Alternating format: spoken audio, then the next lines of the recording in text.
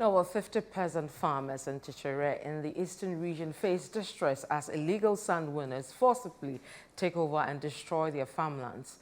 Citi News' reporter Neil Amate Kanaku reveals that Blue Skies Company Limited, a major juice manufacturer, is contemplating abandoning its plan to build a multi-million-dollar juice factory employing 4,000 locals due to the ongoing operations of armed illegal sand winners.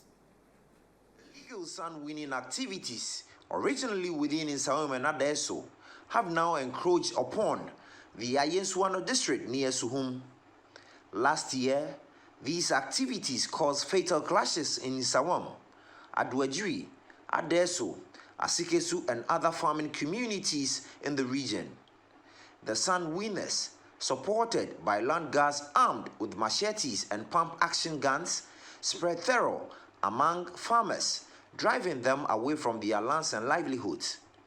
Recently, these illegal operators targeted Kyekyewere, devastating farm produce of 50 farmers who cultivated 50 acres of the 100-acre land granted by Blue Skies Company Limited. Farmers confronting the armed men received only 2,000 Ghana cedis as compensation for destruction of their cassava, plantain, cabbage, and palm plantation. Frustrated farmers shared their grievances with Citi News.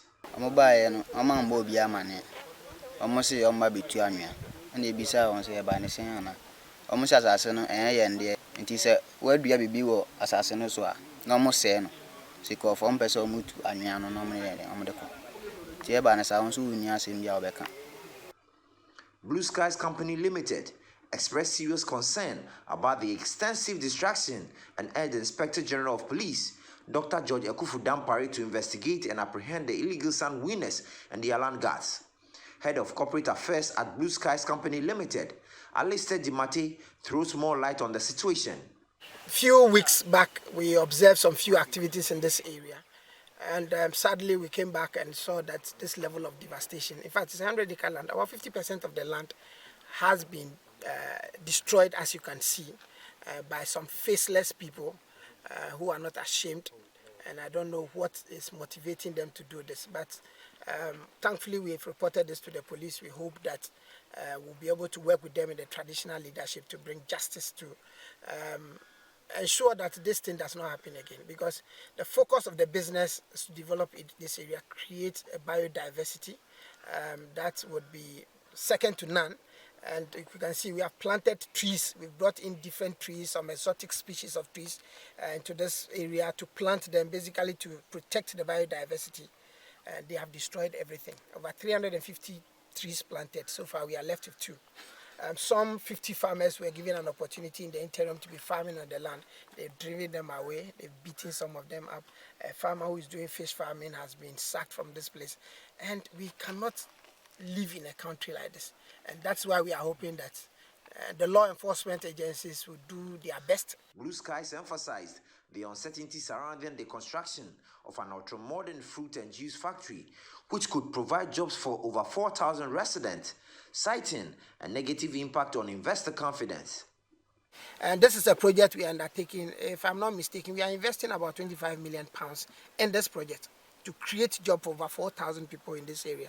And at this state, and I speak from the business, we are wondering whether it is necessary for us to go ahead with our intention of building an ultra-modern business, because you cannot invest your money when you have no assurance that the investment you are putting into it. Because if this continues, who would come and invest here? Plans of activities we plan to start this year would have to be pushed to maybe the next 3 or 4 years. And it tells you the kind of damage that would do in our entire infrastructure. Where we are at in Nsawam now, there's virtually no space for redevelopment. So the idea is to acquire this land and then expand our activity so that we'll be able to source more from the local market and trench agriculture, support our industrialization drive, and ensure that we create more jobs for the teeming people in this community and beyond. And if this is the payback, unfortunately, it doesn't speak well as a people, as a community, and even as a country.